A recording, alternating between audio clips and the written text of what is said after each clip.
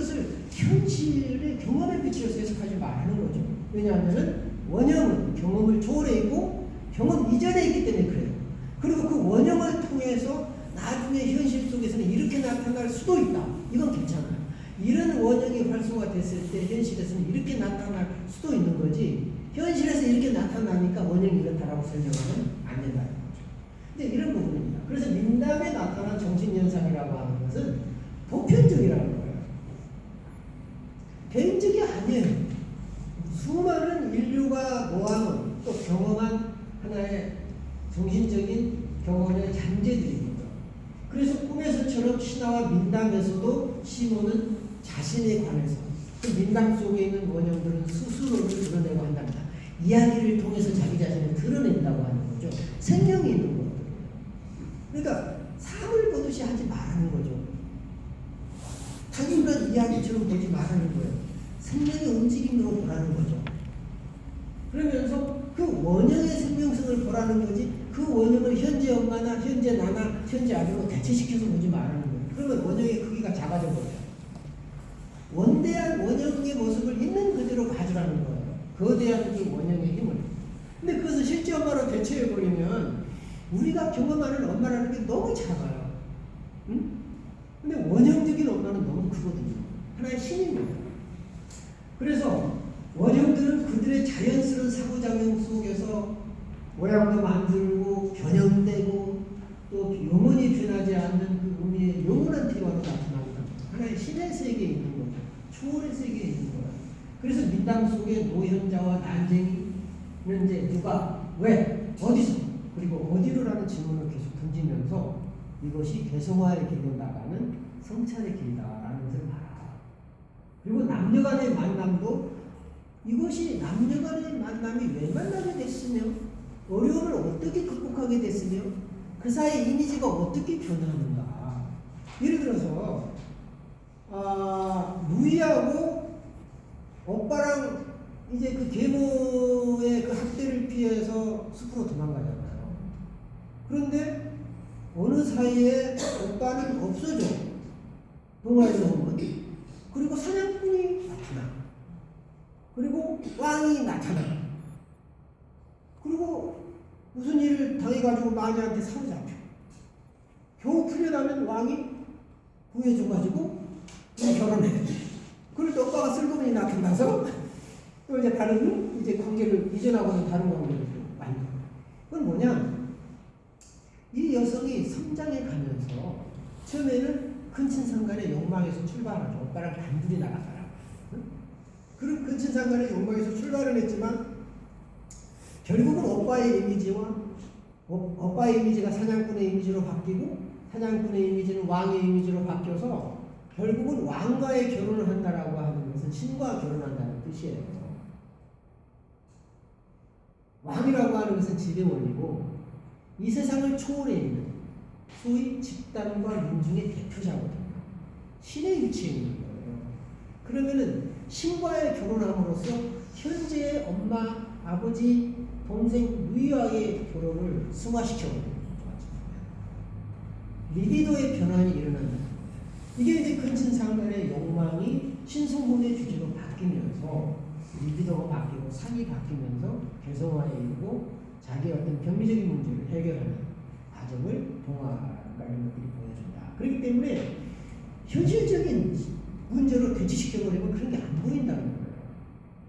그 안에서 어떻게 상이 변화하고 어떻게 문제 해결을 하느냐. 이야기 안에서 해결하냐. 결코 이야기 밖으로 나가지 말라는 거예요. 꿈도 마찬가지죠. 그래서 요즘 우리가 꿈을 분석할 때 절대 현실 얘기 못하게 하잖아요. 뭐 아버지가 어떻고 엄마가 어떻고 뭐 그런 얘기 하지 마라. 꿈만 가지고 계속 훈련하는 거죠. 그래서 이제 민담 속에서 동물이 나타나는 것은 의식 너머의 세계, 초월적이고 균형적이고 때로는 초인적이고 인간 이하의 영역, 동물적인 영역, 그렇죠. 본능의 영역을 의미할 때도 있는데 전부 다 본능만은 아니라 초월적이고 초인적이고 이런 알 수 없는 혼돈의 세계 이런 것을 의미할 수 있다. 숲에서의 사냥은 본능을 다스리는 거죠. 동물을 잡는 거니까. 그래서 본능을 어떻게 다스릴 거냐.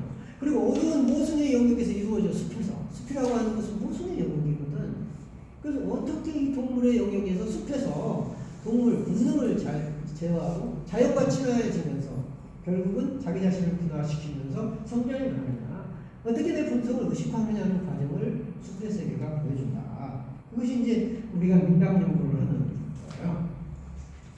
그래서 이건 이제 트랜센덴탈 펑션, 초월 기능, 넘어서는 기능이죠. 어느 단계를 넘어서는, 문턱을 넘어서는 기능이에요. 그 얘기는 뭐냐면 무의식은 언제나 자기 자신을 드러내려고 하는 속성이 있어요. 왜 드러내려고 하느냐? 의식은 늘 의식으로만 있으라고요. 무의식이 부담스러우니까. 그러면 정신세계에서 의식의 영역만 있으면 분열이거든요. 그래서 위기에 대처하지 못해요. 알 수 없는 상태가 오고 한 번도 경험해보지 못한 일들이 벌어지면 대처를 못하기 때문에 자살하거나 문제가 발생하죠. 그런 것을 방지하기 위해서 무의식은 꿈을 통해서 알 수 없는 세계를 보여줘요. 그리고 갈등을 일으켜 사람들한테. 왜 심리학을 공부하면서 갈등해야 됩니까? 알 수 없는 세계 때문에 갈등해요. 신경 쓰지 않아야 할 일로 갈등하게 만들죠. 왜? 미래에 닥칠지 모르는 위험을 대비시키는 거야. 무의식. 너 이런 일을 당할 수 있어. 너 이런 일 당할 때 너 어떻게 할래? 그런 거예요. 네가 알 수 없는 세계, 이해할 수 없는 세계가 나한테 왔을 때 어떡할래? 자, 우리 남편은 다 바람나도 우리 남편은 바람 절대 안 나. 저 착한 사람이 나는 바람 날지 저 사람은 안 나. 그럴 수 있잖아요. 근데 그런 남편이 바람 났을 때 아내는 뭐예요? 돌아보시죠. 한 번도 생각해보지 않는 일, 믿을 수 없는 일, 상상할 수 없는 일이 벌어져 버렸는데, 그거는 지금 벌어졌을까요? 아니면 이미 벌어졌을 거예요. 그 여자분의 꿈에서 이미 그 자기 자신이 딴 남자랑 바람폈거나, 아니면 남편이 다른 여자랑 바람폈거나, 이미 여러 번 꿈꿨을지도 몰라요. 나는 그렇게 확신해요. 왜냐하면 이 사람 꿈에 한 번도 그런 꿈이 안 나올 리가 없어요. 왜? 무의식은 그렇게 남편을 철떡하지 믿으면 일방적이잖아요. 그렇기 때문에 무의식은 경고를 했을 겁니다. 아니야, 그렇지 않을 수도 있어. 다른 일이 일어날 수도 있어. 하는 것을 보여줬을 텐데 깡그리 무시한 거죠. 깡그리 무시하고 우리 남편은 절대 그런 일이 일어나지 않아. 자신하는 거죠. 근데 꼭 일어나고 있어. 돌아버리죠. 이혼할 수도 없고, 받아줄 수도 없고, 죽을 수도 없고, 살 수도 없고. 돌아버리더라고요. 어떻게 대처할 수가 없어.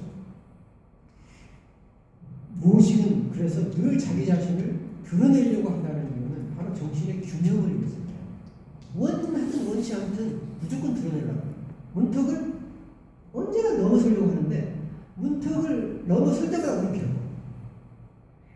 왜? 무의식이 계속 친구 맞아요. 어찌 보면. 그리고 안 보려고 하는 것을 보라고 자꾸 얘기하니까 신경질을 하는 거예요. 갈등이 생기는 바로 이것이 초월기능이다. 무의식의 초월. 정신의 자유적인 기능이고 정신의 자율적 균형과 조화를 이루려고 하는 기능. 건강한 기능이죠. 근데 그 건강한 게 우리한테는 아주 괴로운 일이라는 거죠. 그것을 비유는 진실을 경험하는 거다. 그 진실을 경험하는 것은 재앙을 경험하는 재앙적이다. 그 말이에요. 너무 고통스럽기 때문에. 그러면 그 초월적인 능력이 없어요. 되게 환자들은. 그리고 무의식을 경험할 힘도 없어요. 그러니까 어떻게 하느냐. 이미 지금 비원이 말하는 것을 융이 얘기를 했어요. 치료자에게 초월 기능이 활성화되어 있으면 치료자의 초월 기능을 내담자가 배운다. 여러분하고 이제 저랑 계속 몇 년간 공부를 했지만 저의 것들을 많이 또 배우고 또 저는 여러분한테 배우지 않습니까? 한 번도 경험해보지 못한 넘나드는 그 경험. 그렇죠? 이것이 일종의 초월 기능인데 그 초월 기능을 내담자가 자기도 모르게 배운다는 거죠. 그래서 무의식에 들어갈 용기가 생기는 거예요. 한 번도 생각해보시면 무서웠던 거예요. 응? 안전하게 들어갈 수 있는 거죠. 그래서 치료자의 초월적 능력을 통해서 환자가 무의식과 소통이 점점점 가능해지고 정말 보기 힘들고 무서운데 그걸 이겨내고 할 수 있는 힘이 생긴다. 결국 이거는 아이가 스스로 이해할 수 없는 거를 엄마한테 집어 던졌을 때 엄마가 받아줘서 소화시키는 거. 아이가 그걸 믿고 대신 또 받아서 소화시키는 이런 관계랑 환자와 아이와 관계. 또 치료자 엄마와 아이가 관계가 비슷하다. 그럴 때 그 소화할 수 없는 베타 요소가 그렇죠? 치료자의 알파 기능에 의해서 알파 요소로 바뀝니다. 그러면 이제 아이는 그걸 소화를 시키게 된다. 그래서 어찌 보면 융의 초월 기능은 의식을 향한 무의식의 태도라면 비혼의 접촉 장벽은 무의식을 향한 의식의 태도죠. 그래서 무의식과 소통하려고 하는 무의식의 노력이 필요하다. 이제 유상점이 많아요. 동시성의 원리에 대해서는 이제 그동안 많이 얘기를 했죠. 그래서 둘 혹은 그 이상의 사건들 사이의 의미상의 일치입니다. 정신과 물질, 또 마음의 세계와 실제 사건, 또 마음의 세계와 현실, 꿈과 현실, 그렇죠? 이런 것들이 다 동시성의 원리로 설명될 수 있어요. 그래서 이제 여러분들이 앞으로 상담을 하실 때 상담 사례 발표할 때는 꿈이나 꿈의 요소를 많이 가져야 돼요. 꿈이나 꿈의 요소는 그림이라든가 놀이라든가 작품이라든가 시라든가 동화라든가 이런 소위 말하면 약간 반의식적, 의식을 넘어선 자유들, 그리고 의식적으로 말하는 내담자의 말 속에서도 거의 무의식적으로 하는 말들이 있어요. 분석을 해보면 거의 그냥 별 생각 없이 내뱉은 말들이 있어요. 이런 말들은 굉장한 꿈의 언어하고 비슷해요. 이런 자료들이 많이 나오고 분석을 해야 이제 상담에 대한 사례 분석이 될 거다. 그런 얘기를 할 수가 있습니다. 이렇게 해서 이제 우리가 융전지 기본을 마쳤습니다. 수고 많으셨습니다.